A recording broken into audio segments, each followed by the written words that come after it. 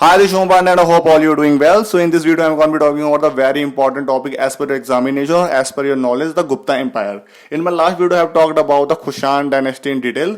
तो कुशान डायनेस्टी के बारे में डिटेल से बात की थी जो कि फॉरेन इन्वेडर का पार्ट था। अब जैसे मैंने फॉरेन इन्वेडर के बारे में आपको तीन चार डायनेस्टी के बताया था। जो इंडो ग्रीक डायनेस्टी है वो भी फॉरेन इन्वेडर रही है। फिर उसके बाद इंडो साइथियन जिनको साकास कहा गया तो वो भी इंडिया में आती है। उसके बाद यूची ट्राइब की जो डिफरेंट ब्रांचेस होती है उसमें से एक ब्रांच इंडिया में इन्वेड करती है जो कि नोमैडिक पीपल होते हैं जिनको नाम मिलता है यहाँ पे इंडिया पे आके खुशांस।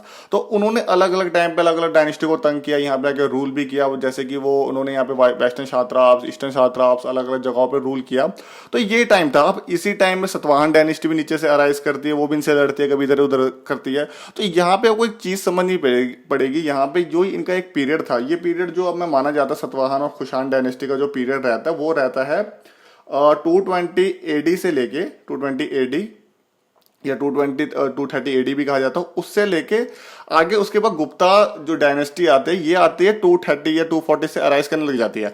पर जो ये एक तरह से डोमिनेंस करती है, एक प्रोमिनेंट बन के जो उभर के आती है, तो ये 320 एडी में अच्छे से उभर के आती है, ये माना जाता है। तो इसके बीच में आप एक पीरियड ऑफ टाइम देख रहे होंगे जो मतलब लगभग 100 साल का पीरियड ऑफ टाइम है। तो ये पीरियड ऑफ टाइम को यहाँ इंडिया का एक डार्केस्ट एरा कहा जाता है, darkest period of Indian civilisation कहा जाता है। क्योंकि इस टाइम पे इंडिया में कुछ भी नहीं हुआ था, कुछ भी ना रिलीजियस तौर पे कुछ हो रहा है, ना साइंस की फील्ड में कुछ हो रहा है, ना आपके आर्किटेक्ट के फील्ड में हो रहा है। तो कुछ भी ऐसा कुछ उभर के चीज इस साल इन 100 सालों में नहीं हुई। तो इसलिए इसको darkest period of Indian civilisation कहा जाता है। अब उसके बारे में आती है, फिर उसके बाद हम बात करते हैं गुप्ता एम्पायर के बारे में। जो गुप्ता एम्पायर आती है जो 250 या 240 एडी से स्टार्ट हो जाती है बननी, धीरे धीरे श्रीगुप्त उसको फाउंड करेंगे, फिर डिफरेंट डिफरेंट रूलर आएंगे। उसके बाद ऐसे ऐसे इसमें अच्छे अच्छे एफिशिएंट ऐसे रूलर आएंगे जो इसको इतनी पीक पे ले जाएंगे। तो इस एक पर्टिकुलर डायनेस्टी का, इस पर्टिकुलर पीरियड में जो काम हुआ था इसको कहा जाता है गोल्डन एज या golden period of Indian dynasty या इंडियन सिविलाइजेशन, सॉरी। ठीक है, तो अब इसके बारे में हम सारी चीजें पढ़ेंगे। तो ये आपके एग्जाम के लिए, आपकी नॉलेज के लिए बहुत इंपॉर्टेंट हो जाता है। इस एम्पायर के बारे में एक एक चीज डिटेल में पढ़ेंगे। तो ये मैं बहुत सारे पार्ट्स में ये पर्टिकुलर डायनेस्टी को कवर करूंगा क्योंकि हमने बहुत कुछ किया था। तो इसके बारे में सिर्फ आज हम पढ़ेंगे अलग अलग एम्प्रेस के बारे में जो इस डायनेस्टी में आते हैं। तो इसके बारे में थोड़ी सी चीजें पढ़ लेते हैं। Gupta empire rose to prominence in 320 AD and spread to the large part of northern India, central and small parts of southern India. तो ये जो मैंने आपको बताया गुप्ता एम्पायर स्टार्ट तो आपका 230 या 240 में से हो जाएगा, श्रीगुप्त इसको फाउंड करेंगे। उसके बाद जो प्रोमिनेंस एक मतलब ऊंचाइयों पे कब आता है, 320 एडी में आता है। उसके बाद एक डिफरेंट पार्ट इंडिया के अलग अलग में बटा हुआ था। तो मोस्टली ये बटा कहाँ हुआ था, ये नॉर्थन इंडिया के पार्ट में और सेंट्रल इंडिया के पार्ट में बटा हुआ था, और कुछ स्मॉल पार्ट साउथर्न इंडिया के भी इन्होंने कवर किया हुआ था, वो हम आगे देखेंगे।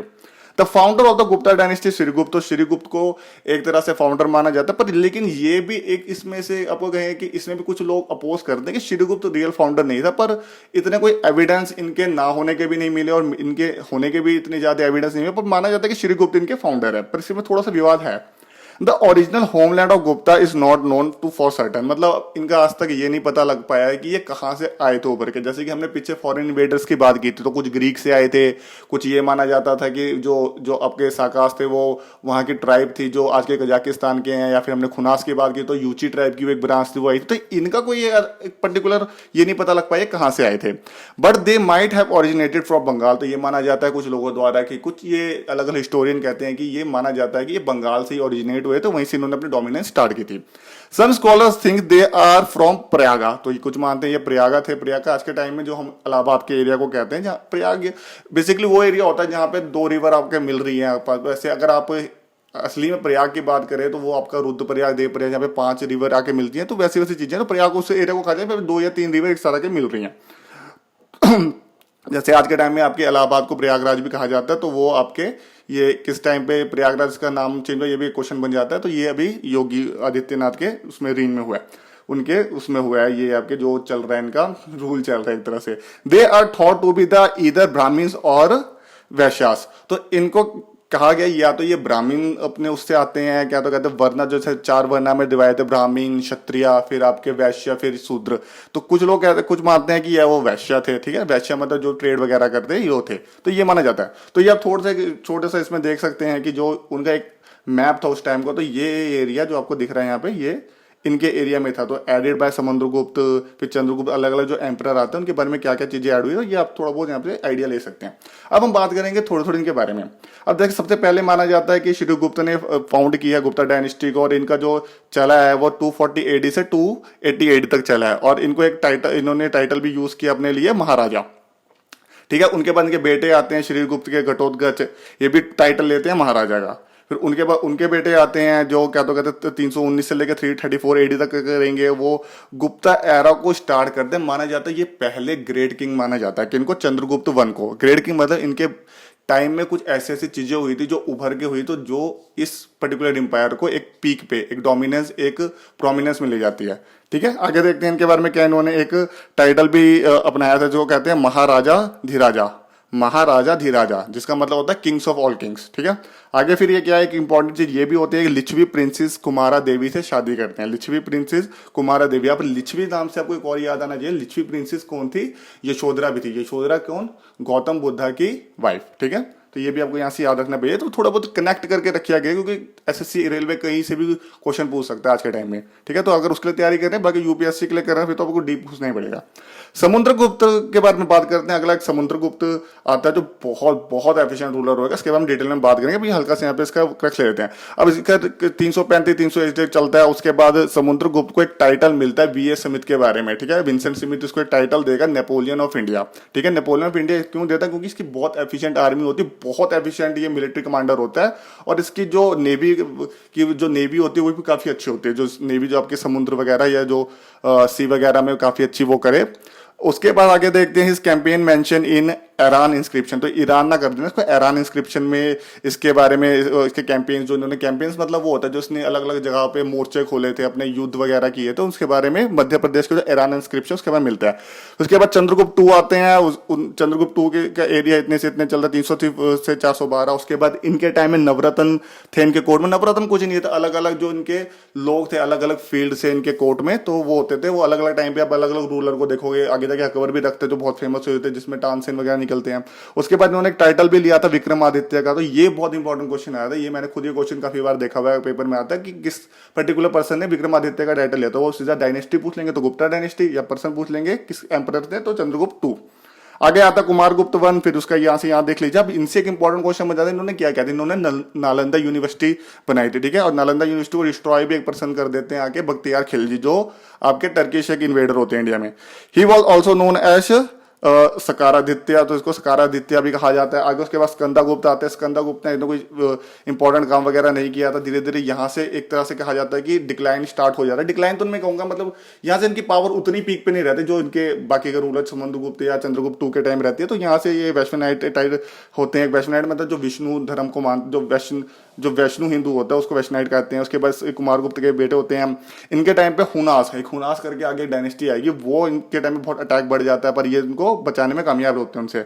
उसके बाद अगला विष्णुगुप्त वगैरह आता है। अब बात करते हैं हम सीधा स्टार्ट जो इनके प्रतापी रूलर, जो बहुत इंपॉर्टेंट, जो ग्रेट महान रूलर होते हैं उनके बारे में बातेंगे। तो पहले आपको बताया था कि श्रीगुप्त तो स्टार्ट करने, पर सबसे तगड़ा रूलर, सबसे प्यारा रूलर जो आता है वो होता है चंद्रगुप्त वन। अब एक चीज भी आप समझिए कि मैंने जैसे कि आपको यहाँ पे गोल्डन एज बार बार इस बारे में आप सुनेंगे, अगर आप पढ़ते हैं तो ये गोल्डन एज का आता है। तो गोल्डन एज का मतलब क्या होता है? अगर आपसे मैं क्वेश्चन पूछूं कि एक आप अगर कहें कि डायनेस्टी एक बहुत अच्छी डायनेस्टी, ग्रेट डायनेस्टी क्या है, तो उसका मतलब क्या है? तो आपको एक लोग कहेंगे कि भाई वो इतने सारे एरिया क्वायर कर रही है, उसका मतलब ग्रेट डायनेस्टी। तो इसका मतलब ये नहीं होता। एरिया क्वायर करना एक डायनेस्टी की चीज नहीं होती। आप एरिया क्वायर कर रहे हैं और उसके साथ और भी चीजें फ्लरिश हो रही है।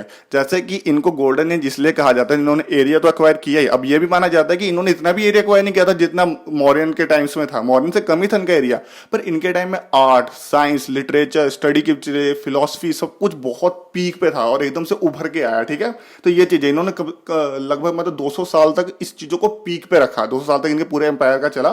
तो ये सारी चीजें होती हैं। मैं ख्याल से लंबा कर दूंगा मैं लेक्चर। अब देखिए यहाँ पे जल्दी जल्दी बात कर लेते हैं, चीजें फिर इनमें निकल के आएगी। ही जे सन किसका था? घटोत्कच का। तो पहला श्रीगुप्त, फिर घटोत्कच, फिर Chandragupta one. Acquire the strategically important Magadha kingdom on marriage to a Lichchhavi princess Kumara Devi. अब ये क्या करते हैं, मगध का जो रीजन, हम मगध बार बार महाजनपदास में हमने पढ़ा था, मगध रीजन में आपको बताने की जरूरत नहीं है, आपको पता ही होगा। तो वहां का एरिया ये एक्वायर कर लेते हैं कैसे, ये करते हैं मैट्रिमोनियल अलायंस। मैट्रिमोनियल मतलब आपने क्या किया, उसके वहां के एरिया के जो किंग है, उसकी जो प्रिंसेस है, उससे शादी कर ली, तो वो area as a gift, as a dowry आपके अंडर आ गया। और इससे ये जो लिच्छवी जगह है, जो आज के टाइम में मिथाला जगह है, जो झारखंड बिहार की साइड है, इससे मेरे भी कनेक्शन जुड़े हैं, क्योंकि मेरे मतलब जो मतलब नानी जी हैं, जो मेरे मैटरनल ग्रैंड मदर है, ये यहाँ की जो प्रिंसेस थे उससे उनकी शादी हुई थी, ठीक है। तो उनकी मतलब सिस्टर की शादी हुई थी, तो मेरे भी इससे कनेक्शन जुड़े। तो मैं, we are the Brahmans from the Licchavi की डायनेस्टी, ठीक है। तो he extended his kingdom through, तो मैंने आपको बता दिया कुमारा देवी। अब ये क्वेश्चन आया था कभी कि लिच्छवी कौन सी प्रिंसेस है, किस बंदे ने शादी की थी, तो चंद्रगुप्त मौर्य ने लिच्छवी प्रिंसेस कुमारा देवी नाम की प्रिंसेस से शादी की थी। तो एक और याद रखना इसी से रिलेटेड, बुद्धा की भी प्रिंसेस थी यशोधरा, वो भी लिच्छवी प्रिंसेस थी, लिच्छवी जगह वहां पर उस टाइम की किंगडम थी। अगला देखते हैं हम, he extended his kingdom through conquest, his territory extended from the Ganges river to Prayaga। तो वो कह रहा है कि भाई इस बंदे ने भी बहुत कॉन्क्वेस्ट की है, दूसरों को हराया, वहाँ की उनकी जो अलग अलग जगह थी, लैंड थी, एग्रीकल्चर जो उनके किंगडम्स वगैरह, तो उसको हरा के उनको अपने कब्जे में ले लिया। तो इसकी जो टेरिटरी थी, जो उसकी मतलब वो थी एरिया था, वो गंगा रिवर से लेके प्रयागा तक फैला हुआ था, जो 321 की बात है। He issued coin in the joint name of his king and himself. अब ये बहुत इंपॉर्टेंट क्वेश्चन आता है, कौन सा ऐसा गुप्ता किंग था जिसने अपने साथ अपनी पत्नी के साथ मतलब कॉइन्स वगैरह पे इनग्रेव किया, तो ये वो हो जाता है। तो ये फोटो देख सकते हैं, इन्हीं की है, अपनी क्वीन के साथ, जैसे प्रिंस एंड प्रिंसेस देख सकते हैं आप, उनके साथ इतने वो गोल्ड कॉइन्स को इनग्रेव कराया था। अब आगे देखते हैं, ही एज्यूम द टाइटल ऑफ महाधीरा राजा। जो मैंने पीछे भी आपको बताया, महाधीराजा का उसने टाइटल लिया था, जिसका मतलब होता है Kings of all Kings, great king of Kings, ठीक है।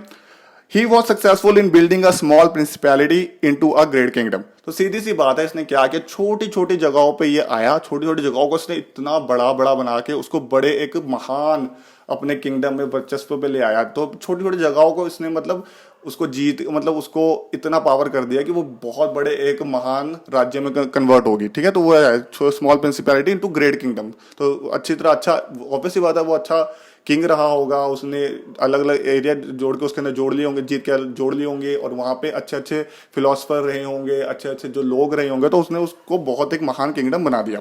ही is consider the first great king of Gupta empire, ठीक है। तो हम सिर्फ ग्रेट किंग के बारे में पढ़ रहे हैं, तो ये गुप्ता एम्पायर का सबसे पहला ग्रेट किंग माना जाता है, ठीक है। तो इसके बारे में आप सारे क्लियर है। अब उसके बाद आगे देखते हैं, फिर सेकंड आता है समुद्रगुप्त, ठीक है। अब देखिए समुद्रगुप्त किसका बेटा होता है, इसी का बेटा होता है चंद्रगुप्त वन का, और जो कुमारा देवी होते हैं, जो कुमारा देवी जो लिच्छवी प्रिंसेस होती है।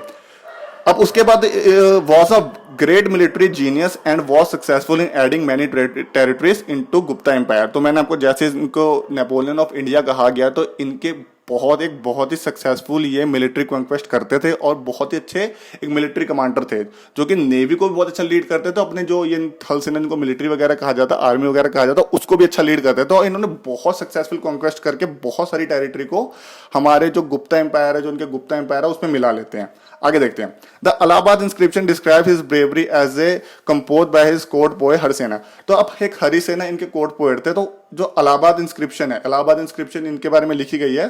तो अलाहाबाद इंस्क्रिप्शन जैसे आप देख सकते हो, तो इनके बारे में, समुद्रगुप्त के बारे में, जो इनके कोर्ट पोएट थे, उन्होंने इनके बारे में उनके उसमें लिखाया। तो ये चीज याद रखना, जो अशोका पिलर है, अशोका पिलर जो मतलब जो आपका इलाहाबाद पिलर है, तो इसको अशोका ने इरेक्ट किया था, मतलब अशोका ने इसको खड़ा किया था। बस के बारे में बाद में जाके वो मिलता है। तो यहाँ इसमें क्वेश्चन पूछ सकता है कि अशोका पिलर में किस गुप्ता किंग के बारे में लिखा गया, या कि उनकी जो उन्होंने मेंशन किया गया कि उन्होंने बहुत ब्रेवरी से लड़े, अलग अलग बाउंड्रीज को गुप्ता एम्पायर में मिलाया, तो किसके बारे में, समुद्रगुप्त के बारे में लिखा हुआ है, ठीक है। तो समुद्रगुप्त के पास ये याद रखना, उसको नेपोलियन ऑफ इंडिया कहते हैं।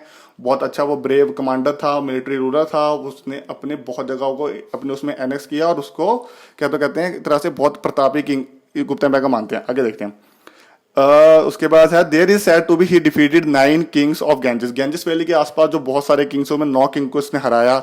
12 Kings from the southern reason, और साउथर्न रीजन की बात करें तो उसमें 12 किंगों को हराया। तो इससे क्या पता लगता है इतना बड़ा ये किंग खुद रहा होगा जिसने इतने किंग्स को हराया। और 18 किंग जो फॉरेस्ट ट्राइब, जो जंगल की अलग अलग कबीले के लोग होते हैं, उनके 18 किंगों को हराया। तो ये आप सिर्फ देख सकते हैं। तो इंपॉर्टेंट क्वेश्चन की हम बात करेंगे यहाँ पे, बस और ज्यादा नहीं। His reign extended from the Himalayas in the north to the Krishna and Godavari rivers in the south. देखिए पहले के टाइम में ये रिवर से ही थोड़े एरिया वगैरह डिफाइन होते थे, क्योंकि आपको मैंने बताया उतने ये होते हैं, तो रिवर के आसपास ये वैली वगैरह होती है, तो उसी के आसपास जो वैलीज वगैरह में इनके किंगडम्स होते, तो वहीं पे हरा देते तो ये माना जाता है कि गंगा वैली के आसपास किंगडम को हरा दिया, गोदावरी कृष्णा वैली के हरा दिया, तो ये माना जाता है। तो ये कहा जाता है कि हिमालय नॉर्थ से लेके ये नीचे अगर आप आते हैं तो साउथ की नदियां, जहाँ कृष्णा है नदी, ठीक है, जो आपके क्या कहते हैं महाबलेश्वर से निकलती है, उसका गोदावरी नदी है, तो त्रिम्बकेश्वर प्लेटू से निकलती है। तो ये सारी नदी जो ये यहाँ की नदी के जो एरिया से ये सारा इसके अंदर आते थे। और अगर आप इधर से देखें वेस्ट और ईस्ट में, तो वेस्ट में आपका अफगानिस्तान बाल्ख रीजन से वेस्ट में कहाँ पे ब्रह्मपुत्रा रिवर तक। ब्रह्मपुत्रा रिवर अभी कहाँ से आते हैं, ईस्ट में कहाँ से आते हैं, अरुणाचल प्रदेश से एंटर होती है, फिर असम वगैरह से हो गए वो बांग्लादेश में चल जाते हैं। तो ये आप एरिया देख सकते हैं, ऊपर हिमालय से लेकर नीचे साउथ तक गोदावरी कृष्णा रिवर तक, और वेस्ट से अफगानिस्तान से लेकर ईस्ट में कहाँ तक, ब्रह्मपुत्रा रिवर अरुणाचल प्रदेश तक, ठीक है। तो इसका बहुत बड़ा एरिया इसने कॉन्क्वेस्ट करके इंडिया में डाल दिया था और अपनी एम्पायर गुप्ता एम्पायर में डाल दिया था। He was the follower of the Vaishnavite Hindu, तो वे वैष्णव हिंदू था, but tolerant to all other faith. तो ये खुद तो एक हिंदू था, वैष्णव हिंदू था, लेकिन सारे अलग अलग धर्म को भी इक्वल इज्जत देता था। He gave permission to the king of Sri Lanka Meghavarna to build a monastery in Bodh Gaya. तो ये इतना टॉलरेंट था कि इसने श्रीलंका के एक जो किंग है मेघावर्ना, उसको इसने परमिशन दे दी थी कि आके तू भाई बोध गया में तूने मोनेस्ट्री बनानी है तो बना ले, कोई दिक्कत नहीं। मोनेस्ट्री जो उनका आपके मोनेस्ट्री जो बुद्धिज्म के जो लोग होते हैं उनकी जो अपने उनके टेम्पल जहाँ पे प्रेयर वगैरह करते हैं तो वो होता है। तो जैसे कि बोध गया में क्या है, बोध गया में आपका ये आपके बोध गया, ये बिहार में आज के टाइम में, बोध गया में जो गौतम बुद्ध है, जो हमारे बुद्धिज्म के जो मतलब जिनको फाउंडर ऑफ बुद्धिज्म कहा जाता है, वहाँ पे इनको इनलाइटमेंट मिली थी। यहाँ पे इनको मतलब एक तरह से वो मिली थी, हिंदी में क्या कहते हैं इनलाइटमेंट को, इनलाइटमेंट, चलो याद नहीं आ रहा, इनलाइटमेंट मिली थी इनको, ठीक है। तो इनसे गौतम बुद्ध से होते हैं, उनका जन्म कहाँ हुआ था, लुम्बिनी कपिलावस्तु में। उनके बाद इनको इनलाइटमेंट कहाँ मिली, बोध गया में बिहार में। उसके बाद पहले इन्होंने सरमन कहाँ दिया, सारनाथ में यूपी में। उसके बाद इनकी डेथ कहाँ पे हुई, गौतम बुद्ध की कुशीनगर, ठीक है। तो ये सारी चीजें हैं। ही वॉज अ फॉलोअर, जैसे बता दिया, he also called the Napoleon, Indian Napoleon, ठीक है। तो इनको इंडियन नेपोलियन टाइटल मिला, बहुत वेरी वेरी इंपॉर्टेंट है ये, ठीक है। और पर ये किसने दिया था ये भी आपको याद रखना पड़ेगा, तो वी.एस. स्मिथ ने दिया था, विंसेंट स्मिथ ने, ठीक है। आगे क्या, ही ऑल्सो परफॉर्म्ड अश्वमेध सैक्रिफाइसेस। तो ये जो किंग था, आप देख लीजिए इतना बड़ा किंग है, मिलिट्री कॉन्क्वेस्ट है इसके बाद, इतनी सारी मिलिट्री है, खुद ये इतना एबल रूलर है, इतना एबल मिलिट्री कमांडर है। तो ये कहता है कि अश्वमेध यज्ञ बनाता। अब अश्वमेध मैंने पिछले आपको वीडियो में बता रखा है बहुत सारी, उसमें क्या होता था, घोड़े को छोड़ देते थे। अब घोड़ा जिस भी एरिया में जाएगा वो सारा एरिया किंग का हो जाएगा, और जिसको भी ऑब्जेक्शन है कि आपके एरिया में आ गया तो उसको पकड़ लो और उससे लड़ाई करो, किंग से बचा लो। फॉर एग्जाम्पल जैसे कि हरियाणा का एक प्रिंस है, उसने घोड़ा छोड़ दिया, वो पंजाब के कुछ रीजन में आ गया। अब मैं कुछ नहीं कह रहा, तो मेरे रीजन में आएगा तो मेरा भी एरिया हरियाणा के किंग में होगा, पर लेकिन मैं कह रहा हूँ कि मुझे अपना एरिया देना। तो मैंने वो घोड़ा पकड़ लिया, मैंने कहा आके मेरे से लड़ ले, तब जाके तू लेगा। अगर मेरे को हरा देता तो मेरा वो एरिया ले जाएगा, नहीं तो अदरवाइज मेरा एरिया बच जाएगा। तो उस टाइम एरिया बचाने के लिए होता था।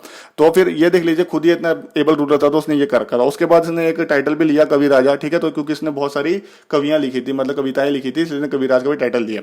अब देखिए उसके बाद हम बात करते हैं चंद्रगुप्त II के बारे में। ये बहुत इंपॉर्टेंट हो जाते हैं रूलर। इसके बाद देखिए समुद्रगुप्त। अब चंद्रगुप्त II के बारे में एक स्टोरी बता देता हूँ छोटी सी। मैं मुझे लग रहा है कि मैंने लंबा कर दिया लेक्चर, तो चलिए मैं समुद्रगुप्त II जो होता है वो, छोड़े मैं ये लेक्चर यहीं तक रखता हूँ, उसके बाद मैं अगली वीडियो में बनाता हूँ।